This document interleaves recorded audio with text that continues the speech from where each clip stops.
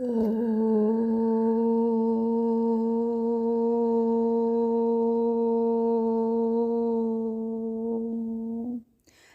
മഹാദേവ്യൈ നമഃ. എല്ലാവർക്കും എൻ്റെ വിനീതമായ നമസ്കാരം. ഇന്നത്തെ ക്ലാസ്സിൽ, അതായത് 22ാമത്തെ ക്ലാസ്സിൽ 226ാമത്തെ നാമം മുതൽ പഠിക്കാം. നാമം 226 മഹാതന്ത്ര. ഓം മഹാതന്ത്രായൈ നമഃ. മഹാ അധികം തന്ത്ര. 206ാമത്തെ നാമത്തിൽ സർവതന്ത്രരൂപ എന്ന നാമത്തിൻ്റെ അർത്ഥം നാം മനസ്സിലാക്കി. സർവതന്ത്രങ്ങളും ദേവീരൂപമാണെന്ന് അതിൽ പറയുന്നു. മഹത്തായ തന്ത്രങ്ങളാൽ ആരാധിക്കപ്പെടുന്നവൾ എന്നാണ് നാമത്തിൻ്റെ അർത്ഥം. തന്ത്രം എന്ന പദം തത്വശാസ്ത്രത്തിൻ്റെ ഒരു ശാഖയുടെ പേരായി പ്രസിദ്ധമാണ്. പരമശിവൻ പാർവതീദേവിക്ക് ഉപദേശിച്ച 64 തന്ത്രങ്ങൾ പ്രസിദ്ധങ്ങളാണ്. മഹാമായാശംബരം തുടങ്ങി ദേവീമതം വരെയുള്ളവ. സൗന്ദര്യലഹരിയിലെ 34ാമത്തെ ശ്ലോകത്തിൽ ശ്രീ ശങ്കരാചാര്യർ പറയുന്നു, അല്ലയോ പരമേശ്വരി, പശുപതിയായ ശിവൻ 64 തന്ത്രമാർഗങ്ങളെ അവതരിപ്പിച്ചു. അവ അതാത് സിദ്ധികളെ മാത്രം സാധ്യമാക്കാൻ കഴിയുന്നവ മാത്രമായിരുന്നു. സമസ്ത ലോകങ്ങളെയും അവ്യക്തമായി നിലനിർത്തിയിട്ട് പശുപതി സ്വസ്ഥനായി സ്ഥിതി ചെയ്തു. പിന്നെ കരുണാനിധിയായ ശ്രീ മഹാദേവിയുടെ നിർബന്ധം കാരണം ധർമാർത്ഥ കാമമോക്ഷങ്ങളാകുന്ന എല്ലാ പുരുഷാർത്ഥങ്ങളെയും സാധ്യമാക്കാൻ കെൽപ്പുള്ള ദേവിയുടെ ഈ 65ാമത്തെ തന്ത്രസിദ്ധാന്തത്തെ ശ്രീപരമേശ്വരൻ ഭൂമിയിൽ അവതരിപ്പിച്ചു. ശ്രീവിദ്യാസമ്പ്രദായം എന്ന ഈ തന്ത്രമാർഗം മുക്തിപ്രധാനമാണ്.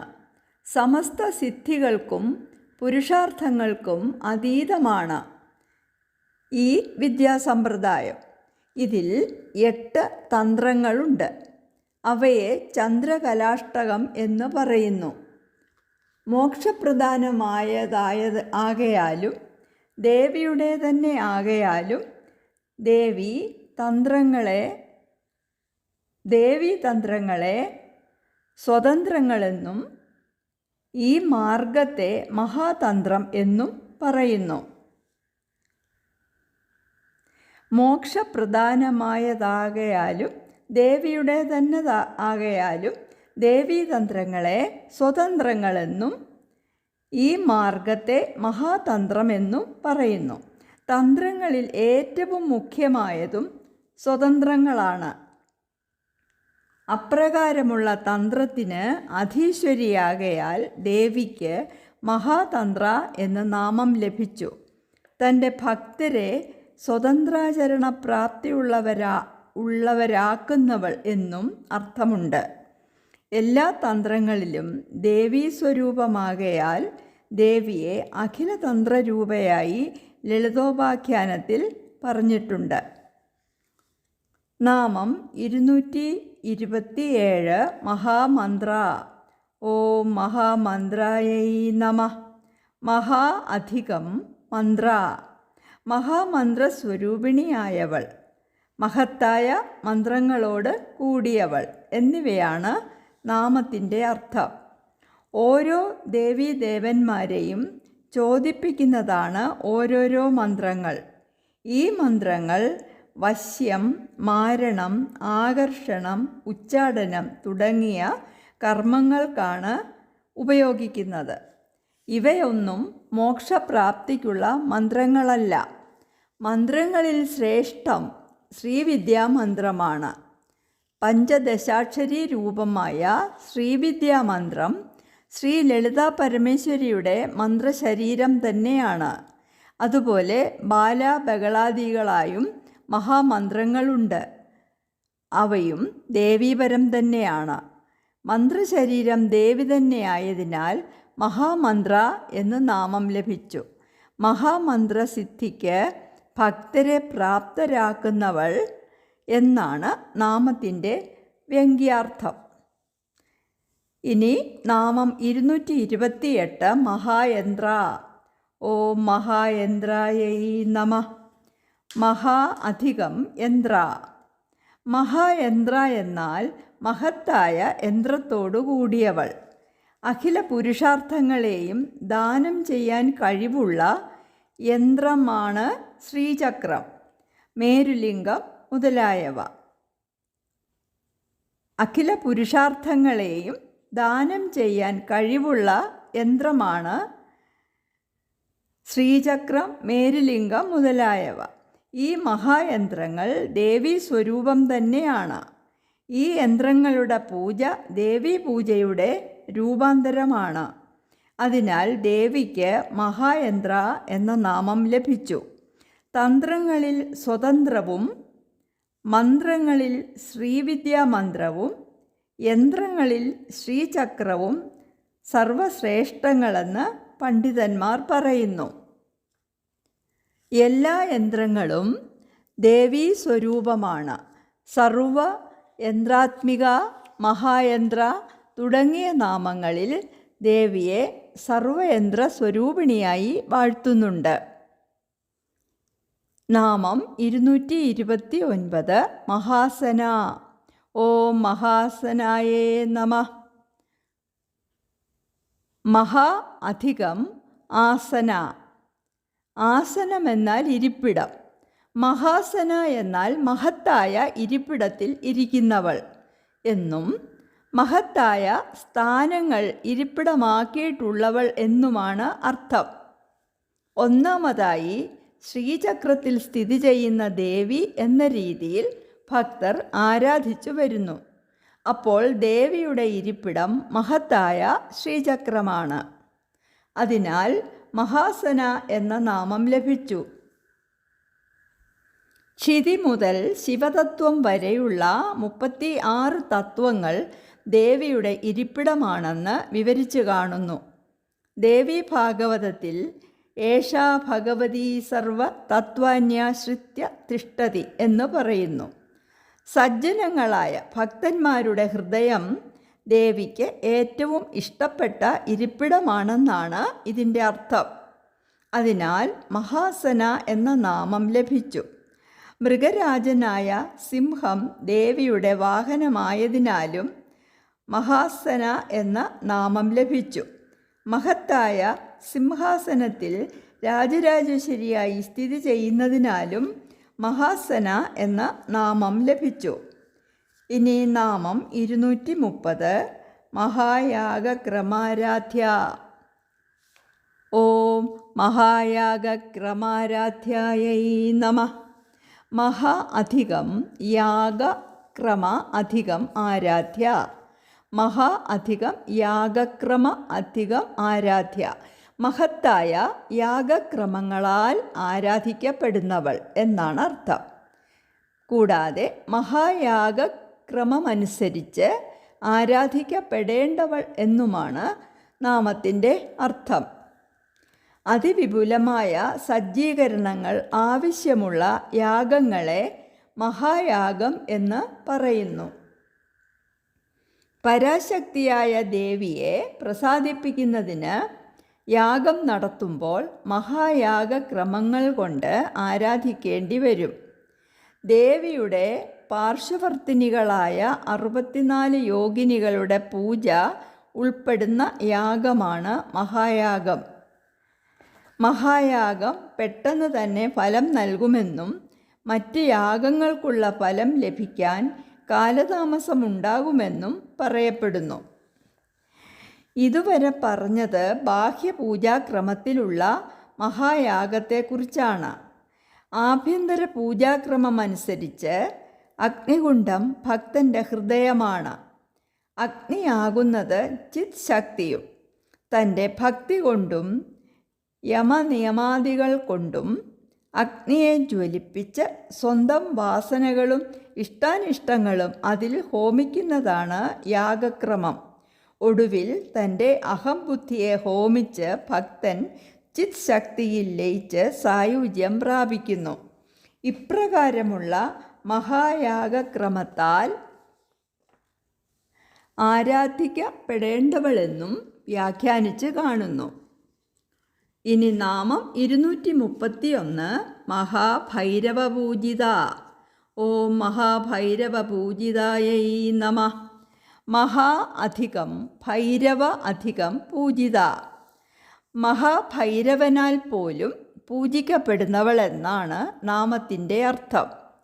സൃഷ്ടിസ്ഥിതി സംഹാരകർത്താവായ ശ്രീപരമേശ്വരൻ്റെ രൗദ്രഭാവമാണ് മഹാഭൈരവൻ. സകല പ്രപഞ്ചശക്തികളും തൻ്റെ അധീനതയിലായിട്ടുള്ള മഹാഭൈരവൻ പോലും ദേവിയെ പൂജിക്കുന്നു. അപ്പോൾ ഭൈരവനിലും പരയായ ശക്തി ദേവി തന്നെയാണ്. നാമം 232 മഹേശ്വര മഹാകൽപ്പ മഹാതാണ്ഡവസാക്ഷിണീ. ഓം മഹേശ്വര മഹാകൽപ്പ മഹാതാണ്ഡവസാക്ഷിണ്യൈ നമഃ. മഹേശ്വര അധികം മഹാകൽപ്പ അധികം മഹാതാണ്ഡവ അധികം സാക്ഷിണി. മഹാകൽപ്പകാലത്തുണ്ടാകുന്ന, അതായത് മഹാപ്രളയകാലത്ത് മഹേശ്വരൻ ചെയ്യുന്ന മഹാതാണ്ഡവത്തിന് സാക്ഷിയായിട്ടുള്ളവൾ എന്നാണ് അർത്ഥം. തീവ്രമായ ചലനങ്ങളോടുകൂടി പുരുഷൻ ചെയ്യുന്ന നൃത്തമാണ് താണ്ഡവം. ലോകം നശിക്കുന്ന മഹാകൽപ്പകാലത്ത് താണ്ഡവം ചെയ്യുന്ന പരമശിവന് മഹാസാക്ഷിണിയായി പരാശക്തിയായ ലളിതാദേവി മാത്രമേ ഉണ്ടാവുകയുള്ളൂ. കൽപ്പങ്ങളെല്ലാം കഴിയുമ്പോൾ മഹാകൽപ്പാന്തകാലമാകും. അപ്പോഴുണ്ടാകുന്ന മഹാപ്രളയത്തിൽ എല്ലാം സംഹരിച്ചിട്ട് ദേവിയിൽ ലയിപ്പിക്കാനായിട്ടാണ് ശിവഭഗവാൻ സംഹാരതാണ്ഡവമാടുന്നത്. ഈ താണ്ഡവ നൃത്തത്തെയാണ് മഹേശ്വര മഹാകൽപ്പ മഹാതാണ്ഡവം എന്ന് പറയുന്നത്. ഈ മഹാതാണ്ഡവം കാണാൻ ഈ ബ്രഹ്മാണ്ഡത്തിൽ ദേവി അല്ലാതെ മറ്റാരും കാണുകയില്ല. ദേവി മാത്രമാണ് ഏകസാക്ഷി. അതിനാൽ ദേവിക്ക് മഹേശ്വര മഹാകൽപ്പ മഹാതാണ്ഡവ സാക്ഷിണി എന്ന നാമം ലഭിച്ചു. ഈ പ്രപഞ്ചത്തിൻ്റെയും ത്രിമൂർത്തികൾ, ദേവസമൂഹം എന്നിവരുടെ എല്ലാം ലയം സംഭവിക്കുമ്പോൾ അവയ്ക്കെല്ലാം ഉപരിയായി വിശ്വാതീതമായി ദേവി നിലകൊള്ളുന്നു. സൗന്ദര്യലഹരിയിലെ 41 ശ്ലോകത്തിൽ മഹാപ്രപഞ്ചത്തിൻ്റെ മാതാപിതാക്കന്മാരായി പരമശിവനെയും ശക്തിയെയും ശ്രീ ശങ്കരാചാര്യർ സൂചിപ്പിക്കുന്നു. പ്രളയകാലത്ത് നശിച്ചുപോയ ജഗത്തിനെ പുനഃസൃഷ്ടിച്ച കാരുണ്യം കൊണ്ട് രണ്ടുപേരെയും മാതാപിതാക്കളായി അറിയപ്പെട്ടു. സമയ എന്ന സംജ്ഞയോടുകൂടിയ ഭൈരവിയോടൊപ്പം ശൃംഗാരാദി നവരസങ്ങളോടുകൂടിയ മഹാതാണ്ഡവ നടനം ചെയ്യുന്ന നവാത്മാവായ ഭൈരവനെയും ശ്രീ ശങ്കരാചാര്യർ സ്തുതിക്കുന്നു. 571 നാമത്തിൽ ദേവിയെ മഹാപ്രളയസാക്ഷിണി എന്ന് സ്തുതിക്കുന്നുണ്ട്. നാമം 233 മഹാകാമേശ മഹിഷി. ഓം മഹാകാമേശ മഹിഷ്यै നമഃ. മഹാകാമ അധികം ഈശ അധികം മഹിഷി. മഹാകാമനായിരിക്കുന്ന ഈശൻ്റെ പട്ടമഹിഷിയായവൾ അഥവാ കാമേശ്വരനായ സദാശിവൻ്റെ പത്നിയായവൾ. കാമേശ്വരനും ലളിതാ പരമേശ്വരിയും തമ്മിലുള്ള വിവാഹം 1ാമത്തെ ക്ലാസ്സിൽ നമ്മൾ പഠിച്ചു. പരമശിവൻ്റെ ശക്തി സ്വരൂപിണിയായ ദേവി എന്നാണ് നാമത്തിൻ്റെ അർത്ഥം. നാമം 234 മഹാത്രിപുരസുന്ദരി. ഓം മഹാത്രിപുരസുന്ദര്यै നമഃ. മഹാ അധികം ത്രിപുര അധികം സുന്ദരി. ഈ നാമത്തിന് നിരവധി അർത്ഥങ്ങളുണ്ട്. ത്രിപുര എന്നാൽ ത്രിമൂർത്തികളിൽ നിന്നും പുരാതനയായവൾ, ത്രിപുരങ്ങളിൽ വസിക്കുന്നവൾ, ത്രിപുരാന്തകനായ പരമശിവൻ്റെ പത്നിയായവൾ, ത്രയങ്ങൾക്ക് നഗരമായും തദാത്മികമായും മഹതിയായും സുന്ദരിയായും ഇരിക്കുന്നവൾ, ത്രിമൂർത്തികളായ വിഷ്ണു ബ്രഹ്മ മഹേശ്വരന്മാർക്ക് അതീതയായി പുരാതനയായവൾ എന്നെല്ലാം അർത്ഥമുണ്ട്. മൂർത്തിത്രയസ്യാപി പുരാതനത്വാത് തദംബികായാസ്ത്രിപുരേതി സംജ്ഞ എന്നാണ് ആപ്തവാക്യം. മനസ്സ്, ബുദ്ധി, ചിത്തം ഇവയാണ് ദേവിയുടെ 3 പുരങ്ങൾ. അവയ്ക്ക് അധീശ്വരിയാണ് ദേവി. ത്രിത്വം, അതായത് 3 എന്ന ഭാവത്തോടു കൂടിയ എല്ലാത്തിനും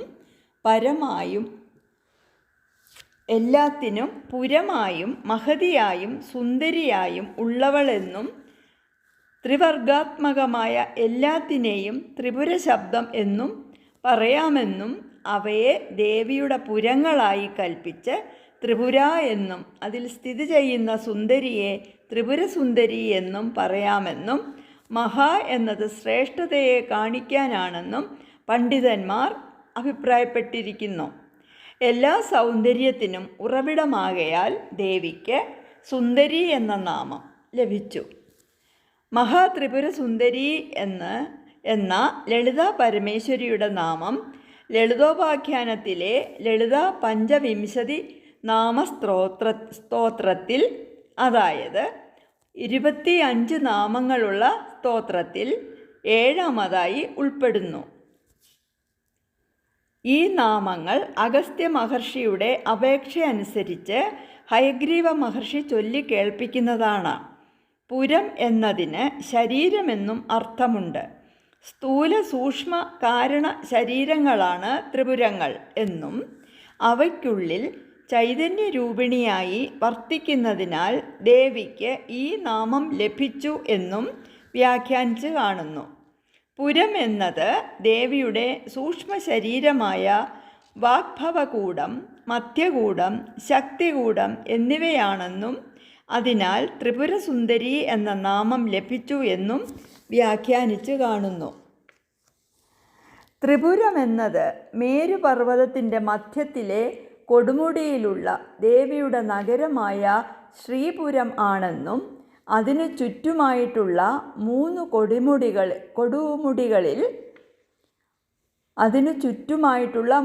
കൊടുമുടികളിൽ ത്രിമൂർത്തികളായ ബ്രഹ്മവിഷ്ണു മഹേശ്വരന്മാരുടെ പുരങ്ങൾ ഉള്ളതിനാൽ ത്രിപുരമെന്നും പറയപ്പെടുന്നതായി വ്യാഖ്യാനിച്ച് കാണുന്നു.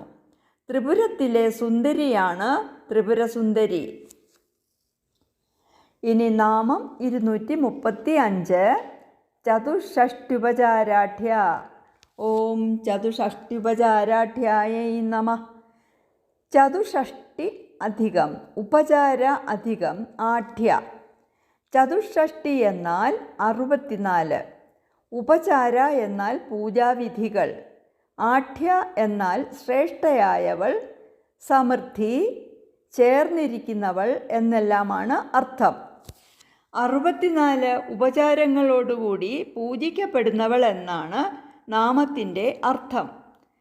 പരശുരാമനാൽ കൽപ്പസൂത്രത്തിൽ പറയപ്പെട്ടിരിക്കുന്ന 64 ഉപചാരങ്ങളോടുകൂടിയാണ് ദേവിയെ ആരാധിക്കുക. അതിൽ നിന്നുള്ള മുഖ്യമായ 16 ഉപചാരങ്ങളാണ് സാധാരണയായി ദേവിയെ പൂജിക്കാനായി പ്രയോഗിക്കുന്നത്. അവയെ ഷോഡശോപചാരങ്ങൾ എന്ന് പറയുന്നു. ആവാഹനം, ആസനം, പാദ്യം, അർഘ്യം, ആചമനം, സ്നാനം, വസ്ത്രം, ഭൂഷണം, ഗന്ധം, പുഷ്പം, ധൂപം, ദീപം, നൈവേദ്യം, താംബൂലം, പ്രദക്ഷിണം, നമസ്കാരം എന്നിവയാണ് ഈ 16 എണ്ണം. മേൽ സൂചിപ്പിച്ച 64 ഉപചാരങ്ങളോടുകൂടി ധന്യയായിട്ടുള്ളവളാണ് ദേവി. ഇനി നാമം 236 ചതുഷ്ഷഷ്ടി കലാമയി.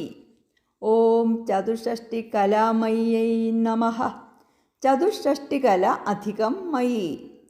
ചതുഷ്ഷഷ്ടി കല എന്നാൽ 64 കലകൾ. മയി എന്നാൽ രൂപമായുള്ളവൾ, നിറഞ്ഞവൾ എന്നെല്ലാമാണ് അർത്ഥം. 64 കലകൾ തൻ്റെ രൂപമായുള്ളവൾ എന്നാണ് നാമത്തിൻ്റെ അർത്ഥം. ഈ 64 കലകൾ ഏതൊക്കെയാണെന്ന് പണ്ഡിതന്മാർക്കിടയിൽ അഭിപ്രായ വ്യത്യാസമുണ്ട്. ഈ 64 കലകളിലും ദേവി നിറഞ്ഞിരിക്കുന്നു, അഥവാ 64 കലകളും ദേവിയിൽ നിറഞ്ഞിരിക്കുന്നു. ഈ 64 കലകളും ദേവീ സ്വരൂപമാകയാൽ ചതുഷ്ഷഷ്ടി കലാമയി എന്ന് ദേവിക്ക് നാമമുണ്ടായി. തന്ത്രശാസ്ത്രപ്രകാരം 64 കലകൾ വേറെയുണ്ട്. ഈ തന്ത്രങ്ങളെല്ലാം കലകളാണെന്നും ദേവി 64 കലകളുടെയും രൂപമുള്ളവളാണെന്നുമുള്ള ഒരു അഭിപ്രായം കൂടി കാണുന്നുണ്ട്. നാമം 237 മഹാചതുഷ്ഷഷ്ടികോടി യോഗിനീ ഗണസേവിത. ഓം മഹാചതുഷ്ഷഷ്ടികോടി യോഗിനീ ഗണസേവിതായൈ നമഃ. മഹാ അധികം ചതുഷ്ഷഷ്ടി അധികം കോടി അധികം യോഗിനീ ഗണ അധികം സേവിത. ചതുഷ്ഷഷ്ടി എന്നാൽ 64. അപ്പോൾ 64 കോടി യോഗിനികളടങ്ങുന്ന സംഘത്താൽ സേവിക്കപ്പെടുന്നവൾ എന്നാണ് നാമത്തിൻ്റെ അർത്ഥം. ബ്രാഹ്മി, മാഹേശ്വരി, കൗമാരി, വൈഷ്ണവി, വാരാഹി, മാഹേന്ദ്രി, ചാമുണ്ട, മഹാലക്ഷ്മി എന്നീ അഷ്ടശക്തികൾ ദേവിയെ പരിചരിക്കുന്നു. അവരിൽ ഓരോരുത്തർക്കും 8 യോഗിനിമാരുണ്ട്. ഓരോ യോഗിനിക്കും 1 കോടി യോഗിനിമാർ വീതമുണ്ട്. അപ്രകാരം 64 കോടി യോഗിനിമാരടങ്ങുന്ന ഗണം ദേവിയെ പരിചരിക്കുന്നു. അതിനാൽ മഹാചതുഷ്ഷഷ്ടികോടി യോഗിനീ ഗണസേവിത എന്ന നാമം ദേവിക്കുണ്ടായി.